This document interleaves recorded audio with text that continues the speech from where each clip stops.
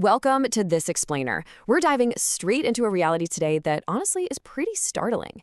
We all want to think of our homes as our ultimate sanctuary, right? Our safe haven from the outside world.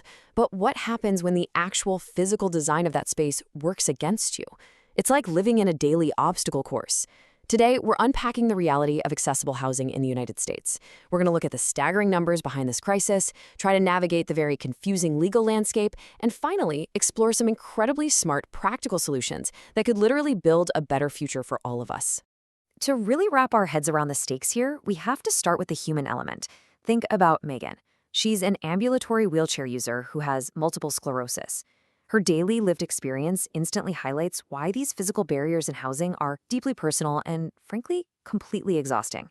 She lives in a second-floor apartment, and she has to deal with stairs just to get to her outdoor entrance. Because her MS-related disability changes from day to day, simply leaving her house can be a massive undertaking. And the kicker?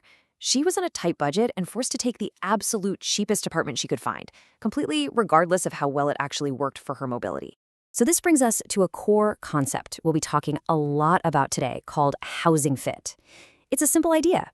Housing fit means your home's physical environment actually supports your functional needs, your independence, and your safety.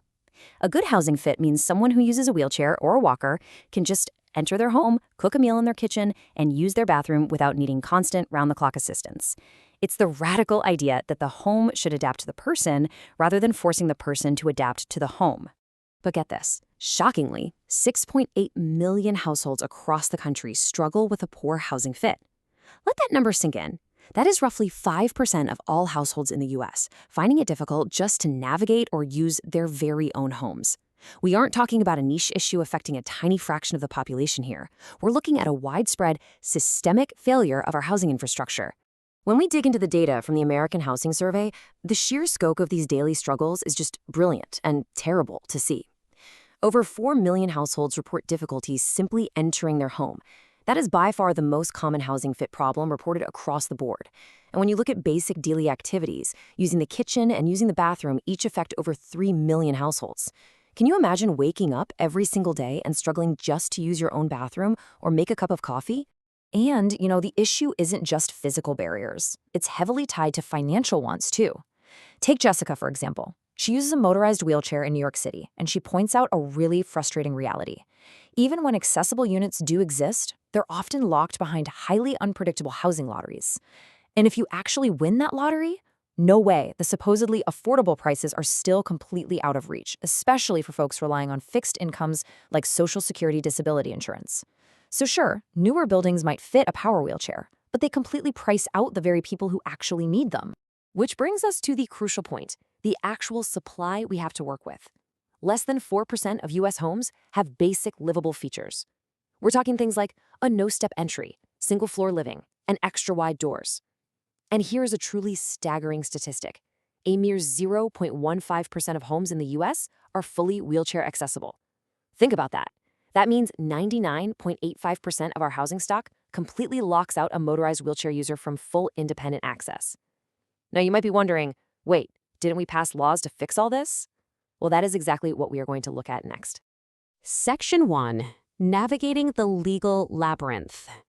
When we try to navigate the law, we first have to understand who actually holds the keys. People, even property managers, constantly cite the ADA, the Americans with Disabilities Act. But here's the thing. The ADA mostly applies to public spaces. In a housing community, the ADA covers places the general public can visit, like the leasing office or the visitor parking lot. It's actually the FHA, the Fair Housing Act, that governs the inside of your apartment. The FHA dictates your right to request reasonable accommodations, like asking to install grab bars or widen a doorway. But here's the catch. Under the FHA, if you're in a market rate rental, you, the tenant, are usually the one who has to pull out your wallet and pay for those physical modifications. We also have to look at the historic 1999 Olmstead Supreme Court decision. This was a massive ruling that boldly mandated community integration over institutionalization. It basically said people with disabilities have the fundamental right to live in their communities, not locked away in institutions. This pushed states to fund housing vouchers and community-based services. But despite this huge legal victory on paper, major systemic funding barriers are still here.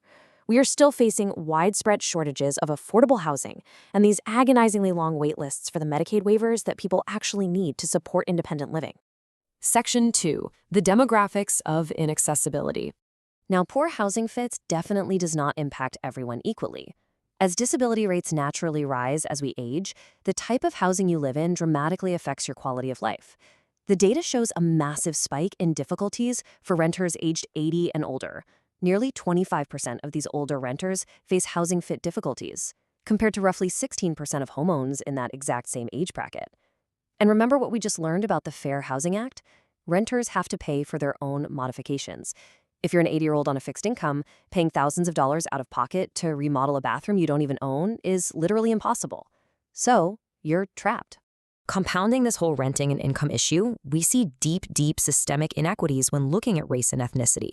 Older households with Black or Hispanic residents report way more frequent housing fit difficulties than white households. For households headed by someone 80 and over, 28% of Black households and 24% of Hispanic households reported a difficulty with their home. For white households, it's 16%. What this shows us is that the intersection of age, race, and economic hardship creates a perfect storm for housing inequity. Section 3. Building a visitable future. Okay, so we clearly have a crisis on our hands. But it's not all doom and gloom. Advocates, urban planners, and policy experts actually have a blueprint for a much more inclusive future. And this brings us to a fantastic movement called Visitability.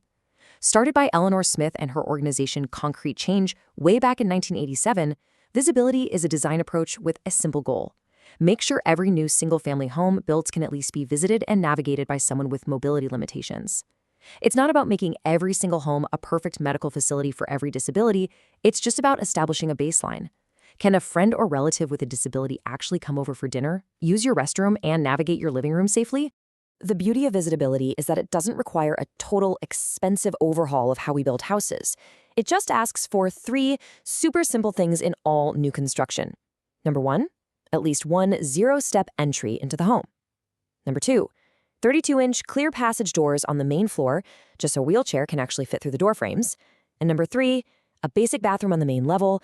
We're talking just a toilet and a sink. That's the whole shebang.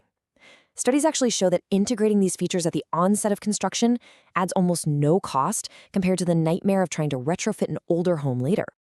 So, why does Visitability specifically target single-family homes? Because it's an absolute game changer. Single-family homes make up over 70% of our entire national housing stock. More importantly, they are typically completely exempt from federal accessibility laws like the Fair Housing Act.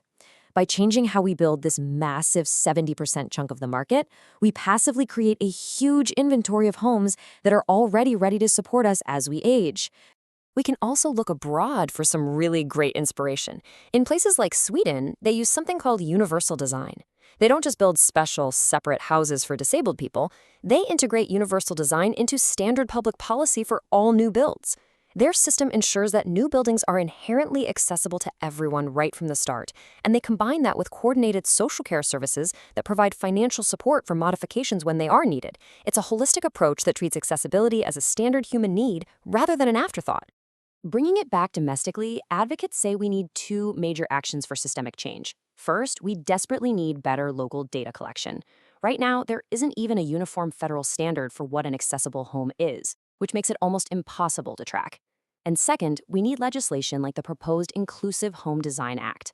This bill would tie federal financial assistance to visitability standards, basically mandating that any single-family home built with federal funds or tax credits absolutely must include those 3 core features: the zero-step entry, the wide doors, and that main floor bathroom. Ultimately, housing accessibility isn't just a niche issue for a small segment of the population. It is a reality almost all of us will face.